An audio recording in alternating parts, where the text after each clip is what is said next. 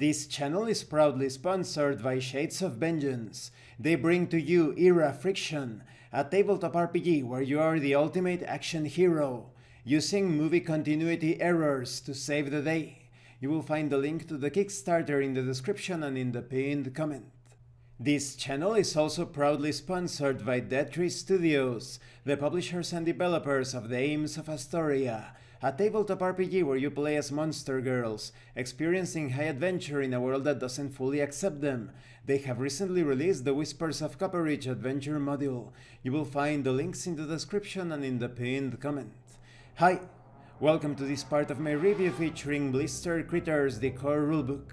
If you haven't seen part 1 of my review, featuring this post-apocalypse hijinks tabletop RPG where you play as mutated critters, please check out the playlist in the description below.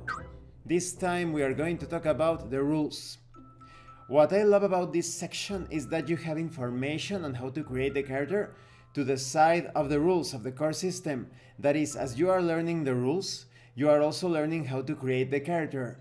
And because this is such a simple system, it is very easy for you to navigate your way through the character creation process and the core rules. First, you have the two most important rules for Blister Critters. Rule 1. Don't worry too much about the rules. Exactly, this is all about the fun and the context. Rule 2. The best way to use the rules is as a group. Now it says here, if you are not sure how a rule works, ask others at the table. Now listen, the core system is very simple. Learn it before the session starts, and if you cannot learn it, then make some sticky notes or whatever, make some notes, have your smartphone with the rules section open for the session, etc. Don't break the immersion, don't start having a conversation about the rules at the table, just keep going with the flow. Now when it comes to rolling dice, your critter's life will be rife with difficulty, so you will have to make checks. Whenever you attempt something and the outcome is uncertain, then you roll dice. This is called a check. When a check is prompted by your producer or game master, you roll a single die and try to get a 6 or higher. Which die you roll will depend on what you are trying to do. For the great majority of uncontested checks, the result of 6 or higher is always a success. This is a roll of standard difficulty. There could be easier tasks, maybe you need 5 or above. There could be more difficult tasks that require 9 or above, and so forth. In a contested check, that is one made against someone else, the higher result wins.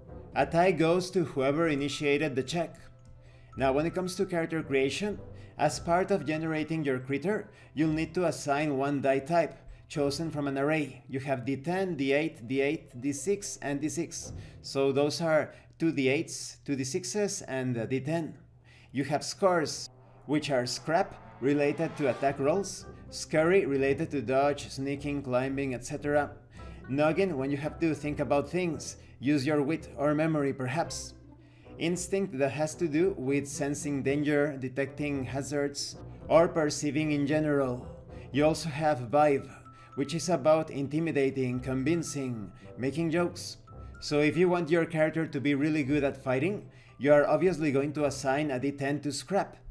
And if you think that your character is not very intelligent, then that character gets a D6 to noggin. It's also important to consider advantage and disadvantage. Be it an effect from a blister, stuff, or other happenings, you may roll with advantage or disadvantage. If you have advantage, you roll 2 dice instead of 1 and take the better result.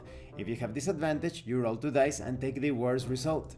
Whenever you roll a check and you roll a 1, you automatically fail regardless of points spent to boost the roll. We will talk about this boosting in a future part of this review series. And this concludes this part of the review. In the next part we are going to talk about other things such as the pool. As you can see, it is a very simple system. Depending on the particular score related to the task at hand, then you are going to be rolling a D6 or a D10 or a D8, it depends. Thank you for watching this part of the review. Don't forget to leave a like, a comment, and subscribe. And thank you so much to those of you that are going the extra mile to support the channel. If anyone else wishes to further support the channel, consider joining as a member and enjoying exclusive tabletop RPG tips. You can also use the super thanks button and check out the pinned comment below. This has been Abraham L. Jaguar, a professional game master. I am currently unavailable for professional sessions, but I will put my contact information in the description and in the pinned comment for when I am available again. And remember, in tabletop RPGs, you are not telling stories about your characters. You are experiencing the game world as your characters. Once again, thank you and see you later.